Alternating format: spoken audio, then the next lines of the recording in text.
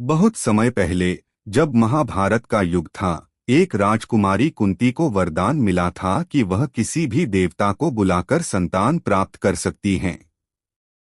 जिज्ञासा में उन्होंने सूर्य देव को बुलाया और उनके आशीर्वाद से एक तेजस्वी बालक जन्मा कर्ण। लेकिन यह कोई साधारण बालक नहीं था। वह जन्म से ही दिव्य कवच और कुंडल पहनकर आया था। ये कवच कुंडल उसकी प्राकृतिक सुरक्षा ढाल थे। जब तक ये उसके पास रहते, कोई भी उसे हरा नहीं सकता था। लेकिन समाज के डर से कुंती ने उसे एक टोकरी में रखकर नदी में बहा दिया। पालन पोषण, प्यार मिला, पहचान नहीं।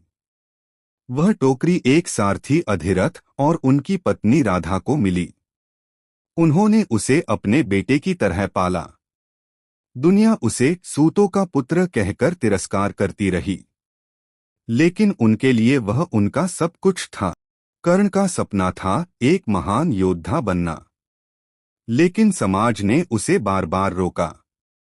तू राजवंश का नहीं है। फिर भी उसने हार नहीं मानी। उसकी मेहनत और लगन हर दिन बढ़ती गई। कर्ण ने परशुराम को गुरु बनाया, लेकिन खुद को ब्राह्मण बताकर। जब सच्चाई सामने आई तो परशुराम ने उसे श्राप दिया। जब तुम्हें सबसे ज्यादा जरूरत होगी, तुम अपनी विद्या भूल जाओगे। कर्ण की प्रतिभा देखकर दुर्योधन ने उसे राजा बना दिया और उसका मित्र बन गया। कर्ण ने जीवन भर उसकी दोस्ती निभाई, चाहे रास्ता सही हो या गलत। कर्ण एक महान धनुर्धर बना, अर्जुन के बराबर। लेकिन ताने कभी खत्म नहीं हुए। तू सूत पुत्र है। फिर भी कर्ण ने कभी घमंड नहीं किया। उसने हमेशा दान और धर्म का रास्ता चुना। इसलिए लोग उसे कहने लगे, दानवीर कर्ण। एक दिन इंद्र ब्राह्मण बनकर आए। उन्होंने कर्ण से उसका दिव्य कवच और कुंडल मांग लिया। कर्ण समझ गया, यह उसकी जिंदगी की सबसे बड़ी सुरक्षा है। फिर भी उसने मुस्कुराते हुए सब कुछ दान कर दिया।